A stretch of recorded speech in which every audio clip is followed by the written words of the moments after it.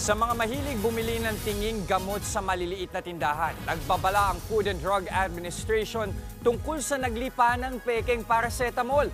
Pero paano ba malalaman kung peke o tunay ang binibiling gamot? Nasa frontline ng balitang yan, si Gerard de la Peña. Hindi dapat isinasaalang-alang ang kalusugan sa mura't pekeng gamot.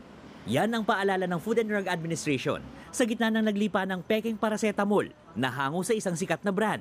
Kung makabili raw ng gamot sa hindi naman lisensyadong butika, mabuti raw suriin ang maigi ang itsura nito. Yung sa appearance, kapag nakita natin yung tableta, kasi it's not totally copied eh. Parang hindi talaga siya totally copied from the original. So, medyo mas smaller yung counterfeit, mas iba yung kulay. Iniisa-isa ng kumpanya ng paracetamol brand ang mga pagkakaiba. Mas matingkad o mas mapusyaw ang kulay ng pekeng paracetamol kumpara sa tunay na gamot na ito. Mas maliit din daw ito kaysa sa totoong tableta.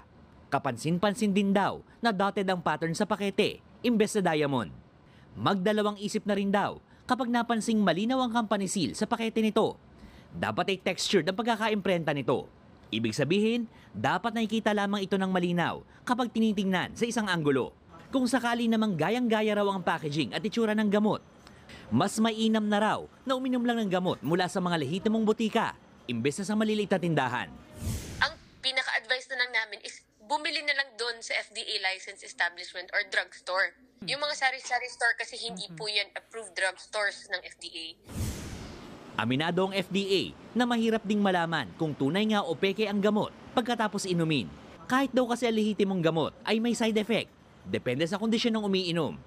Pero mabuti na raw mag-ingat, lalo't lubhang mas delikado ang pekeng gamot dahil hindi ka nakatitiyak sa mga sangkap nito. Sa ngayon, sinisilip na raw ng FDA ang mga lugar kung saan naiulat na maraming sari-sari store ang nagbebenta ng pekeng gamot. Yung root cause kung bakit po namin nahanap or nakikita yung mga ganun, isa sa mga maliliit na tindahan. Based sa data kung saan namin nakikita yung unregistered or counterfeit or fake drug products is mostly in unregistered establishments.